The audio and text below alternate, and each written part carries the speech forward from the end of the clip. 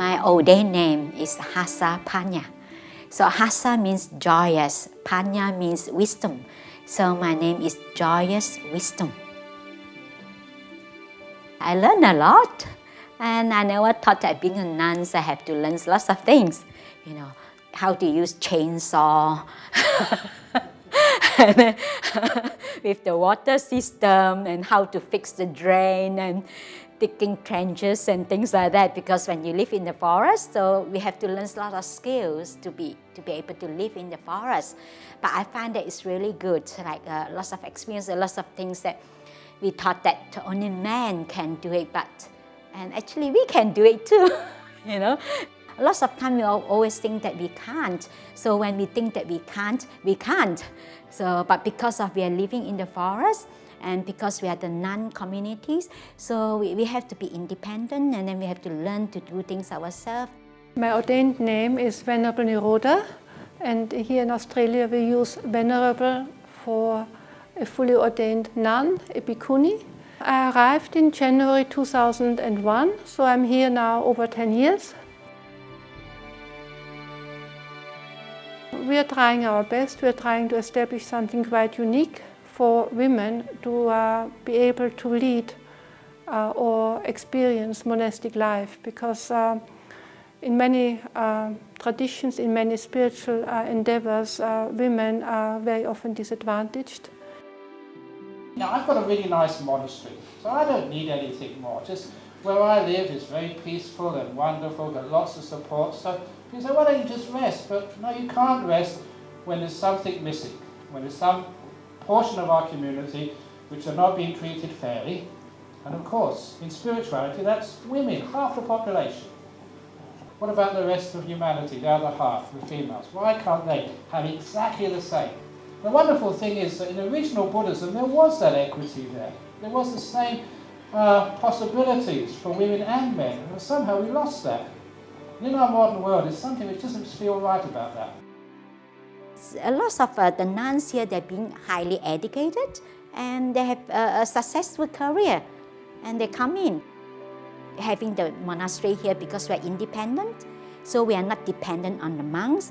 And by having a nuns monastery, actually it gives a lot of confidence to a lot of women. We have some women come here, and they can see that, yes, you know, actually women can do it.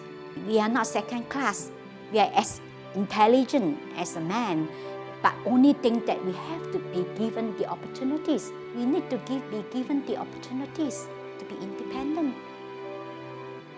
So this is a very unique undertaking here, and as you know, as you have seen, the land is it's a very large, unique block of land, an area of very unique Australian wildlife here. We are a wildlife sanctuary in that sense, but we also a sanctuary for women seeking ordination, for women seeking a spiritual life. This is the only training monastery, training nuns in this tradition, especially for nuns. Actually, this is the only one. We are just trying to rise to the occasion. So it's not that we certainly, I feel, we're not fostering any ambitions. We don't try to be the best and the biggest, but as it happens, out of our karmic potential, that many good things have come together. They were driving me to see this small piece of land, up in the back of Gijigana, 30 acres. But as we passed this big sign, 600 acres of paradise. And of course I said, let's have a look at it. They said, no, we can't afford that. And unfortunately, I'm not just a spiritual director of the Buddhist Society of Western Australia, I'm also known as a spiritual dictator. So I told them, get inside there, I want to have a look at this place. And of course it was beautiful. That's our present Dhammasara. So I said, let's give it a try. So it was going to be auctioned. And of course, we don't know how much it was going to be. And this gentleman over here, Eddie Fernando, he was a person who was bidding for us. And when we actually saw how much money we had in the kitty, borrowing a bit from there, another loan, interest-free loan from somebody else. Borrowing, when we got everything together, the maximum we could possibly afford, the maximum, and that was really stretching it, was 600,000. We knew that was going to be very difficult. So I got there early with a few monks. And my goodness, did I do some heavy chanting. Really heavy stuff. And then when they did the bidding, the auction, it was really exciting. And they started bidding. And it went up to, I think, Eddie, he put his hand up for 600,000. I'll give it. And I was using all the powers of my mind to try and keep people's mouths shut. And then someone put their hand up and said, 625. Oh, we'd lost it. No, we're over the top, we can't afford that. And this man, Eddie, put his hand up and said 650. And our treasurer, he was going apoplectic, he went red, steam was coming out of his ears. He can't do that. And of course he did, it was too late. So it was bought for 650. Because Eddie Fernando over here did not follow instructions. Thank you, Eddie.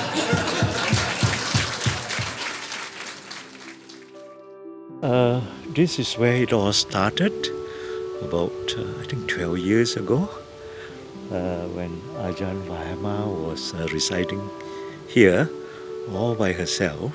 Mm-hmm. So she was staying in the caravan over there. Mm-hmm. And this is a shed where the lay people come and offer food every day. Mm-hmm. And she will give a Dhamma talk every day to whoever comes. Sometimes it's just a single person come here, she'll still give a talk. There are many aspects of this uniqueness of the place. First of all, we are a part of Australia where Buddhism is very esteemed and where Buddhism is very well respected. And we have, as you can see, multicultural people coming here.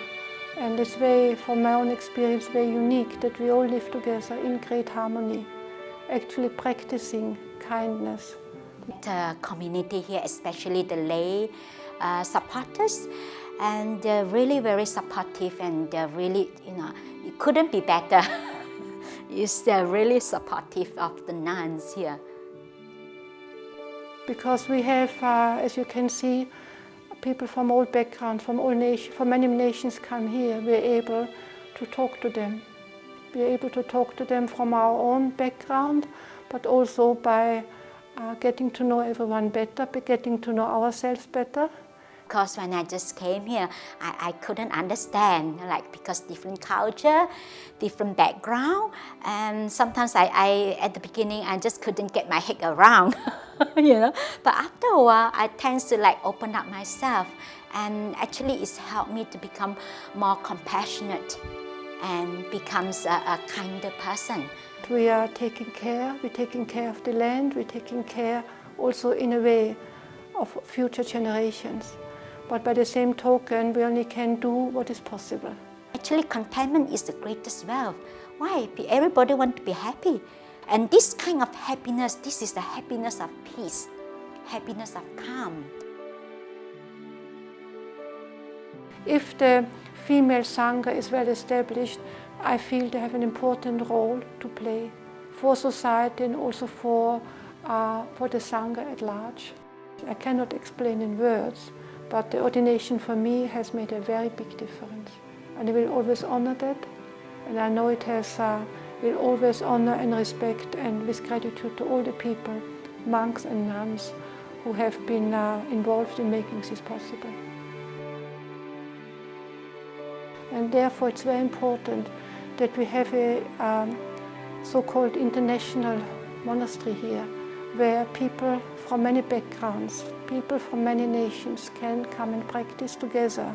Once you start on the spiritual path, East and West in the end falls away. And as Venerable Hasapanna mentioned, we all have to then open up to other people's doing, how they are, how they function, but underneath of it all, we will experience in our own heart, in our own minds, the same humanness.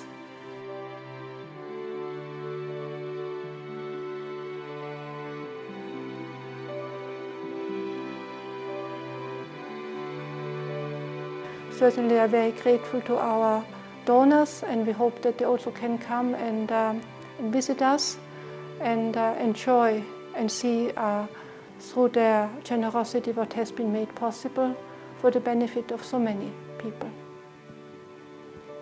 So the nun monastery here, maybe your daughter, your granddaughter, your great-great-granddaughter, they might not want to become a nun, but if they want to become a nun, there is a nun monastery here in Western Australia. So that is benefit many more future generations to come. So this is our future. Dhammasara future is our future. So the prosperity of the Dhammasara Nuns Monastery depends on all of us.